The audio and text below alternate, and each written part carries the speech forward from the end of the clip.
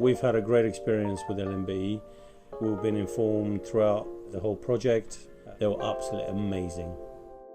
Yeah, I think we actually thought the build might take a lot longer. So we're surprised in the time frame that the work got done. And the builders were very honest and always here on time and very friendly. So the building process was not as scary as we anticipated it to be. So it all went really well and we're really happy with it. I'm quite fortunate to be able to work from home, that I was here with all the builders, and as things were progressing they will ask me to come upstairs and have a look. Are you happy? You know, is there something else that perhaps we can change? So we kind of worked together. So the team on site was fabulous. We really enjoyed having Ashley here.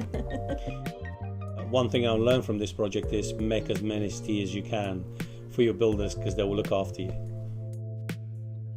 From the day before you sign your contract, you already know the teams and the whole process. And once we've signed the contract, immediately we'll put through the pre-build sort of management. They've all sat down with us. We knew exactly the whole schedule to what was going to happen on what day and when things will be done. And it was just seamless process, which was brilliant. I mean, to complete this project within 6 weeks in winter was incredible.